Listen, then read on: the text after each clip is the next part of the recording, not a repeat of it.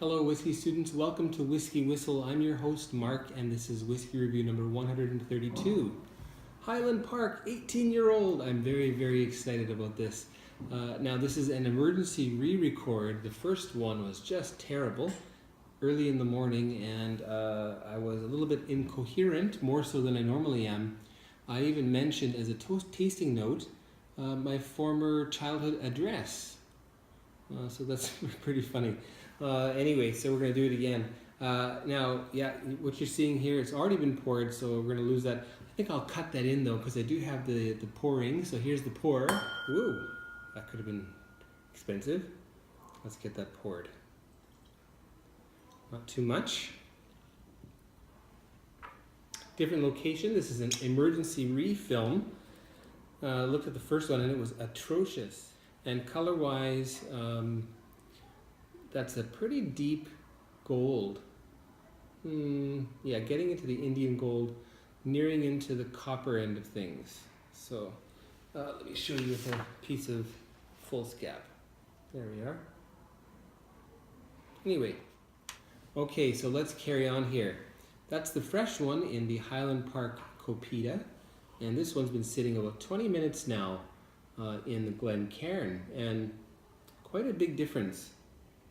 Anyway, we've already talked about Highland Park's distillery way back. I think that was somewhere around review 60 with Highland Park 12. Now tomorrow, in fact, I'll be going to a special Highland Park event here in Seoul, so I'm very excited. I should be getting to meet the global brand ambassador, Mr. Martin Markfordson, who I believe it's purported that he is Danish, which is cool because I'm half Danish myself. My father actually was born in Denmark before moving to Canada. So I'm Canadian, living here in Seoul. Miss Danish food. Oh yes, I do. Especially slick. Anyway, candy. Okay, well let's get right into the nosing and the tasting. We'll talk about the finish. We'll compare that with the old one. And you're right, there's no water here, but oh, look what I've got. A little vial of nice fresh water, which we'll use. So there's the water. Okay, on to the nose. Highland Park, 18-year-old, 43% ABV. I believe natural in color, according to Edrington. Now, it's really oak forward in the Copita, and actually the temperature of the glass and of the liquor is a little colder than normal. I had to walk here. I'm at my workplace, and anyway, so a little more oak than I would notice if it were right around room temperature. And there's also a very floral, very aromatic, very kind of herbal peat scent that I'm noticing. I've got to stop bouncing that table with my elbows.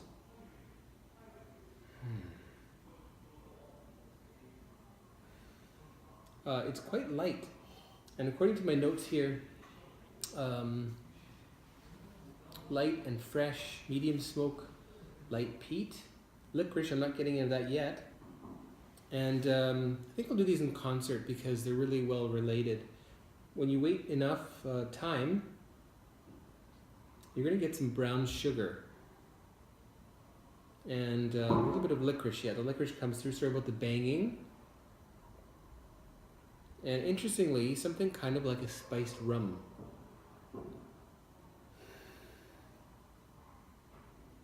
And even the room here is a little on the cold side. So I might heat that up a little bit with my hand just to get what... oh yeah, you get more brown sugar the warmer the liquor gets. Spirit. Okay, well, onto the palate. Cheers to Mr. Martin Markfordson. Nice to connect with you via, I think it was Instagram the first time. Yes, please check out Whiskey Whistle on Instagram, at Whiskey Whistle, I believe. Also Twitter.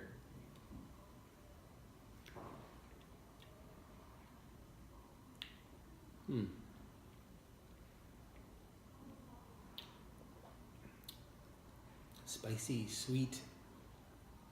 A little bit of dryness towards the end.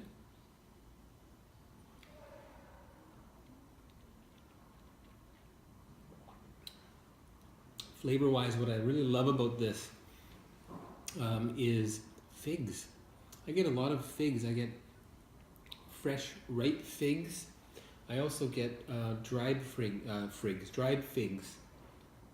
some melon, something like ripe honeydew, and what did I write here? Dry, yet a touch of oakiness. Yes, so there's still quite a lot of wood, some dryness in my mouth here, and a little bit more.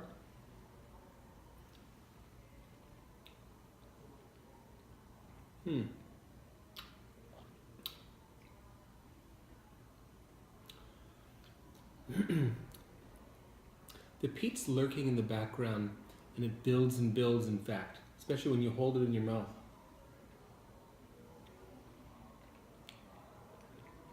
And when you smack your lips too, you really notice that smokiness. Honey on dark toast with butter. Oh yeah, and I wrote here, taste the peat if you smack your lips. Interesting. In the finish, it's smoky, it's peaty, it's sweet. Something kind of like Beijing duck, formerly known as Peking duck, which I think is no longer to be spoken. In Korean, hunje uri, so something like that together with the sweet sauces. Very nice. Now, forgot about the ad, we'll put that in here right now. Okay, welcome back. Let's get into some water here with the Highland Parks. That should be enough. Just a little bit. And should we compare the older one and the palate? We should really.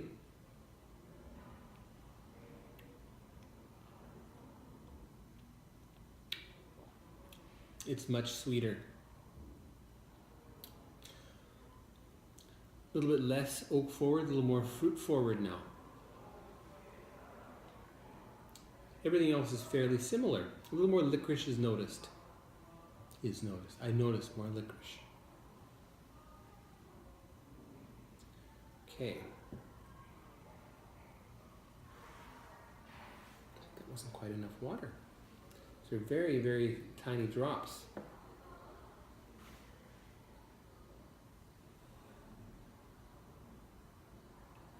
Now, when you add a little bit of water, you'll get a little bit of berry fruit going on, and almost like stewed variety.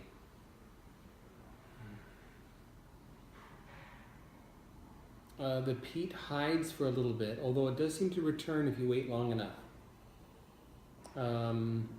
More honey, more brown sugar. I see the word wow written on my notes there.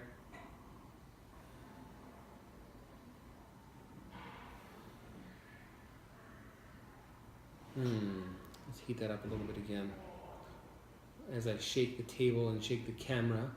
So that's why you don't put the tripod on the same place where you're sitting.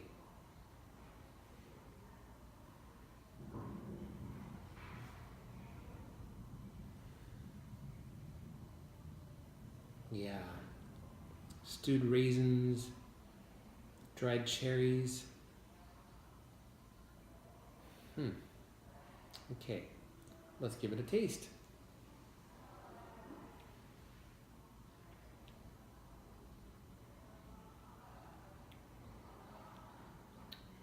It's altogether sweeter. And that figgy note really, really comes out. The figs basically have all gotten extremely ripe and into the dried end of things.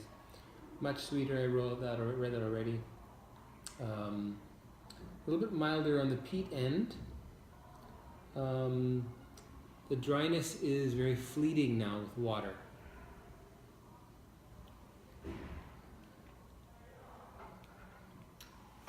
Now I should have said they're using sherry oak casks from Spain. So I think it's all European oak. Correct me if I'm wrong, it says it right there. Of course, it doesn't say whether that is entirely or in part. But the European oak really does seem to be more complex, not just the vanilla, caramel, cinnamon notes you get from the American bourbon, but some a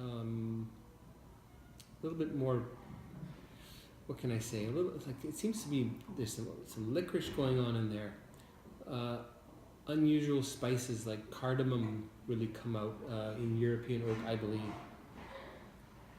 What about the finish now?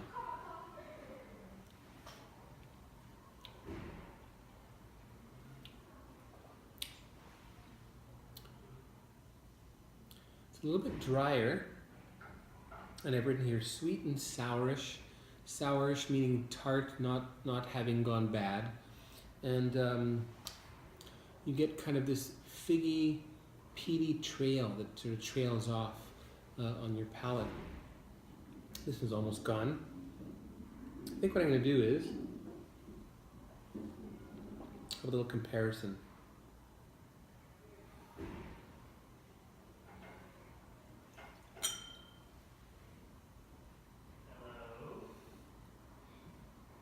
I think I like the nose from the Copita better.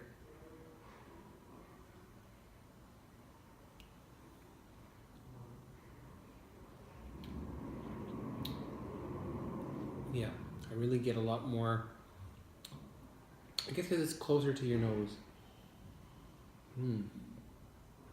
Yeah, much drier now with water added on the finish. Beautiful whiskey though. Definitely one of my favorites. It's got a lot going for it and just enough peat to really make it sing. Let's hurry up and give this a score. I'm going to go for 92 out of 100 here for the Highland Park 18. I would give it more than that, but I think it needs more proof than 43%. This would be kick-ass if it were 46, 48. And boy, isn't that odd? Even that night that I recorded this, in my notes here, I wrote down my old childhood address. Isn't that hilarious? Strange. Maybe I'll keep that for a bloopers event one day. Anyway, so the WhiskyWhistle whiskey score for Highland Park 18 is going to be 92 out of 100. Now, don't forget to subscribe. You can subscribe by clicking a link right around about here. There should be a square if you haven't subscribed yet.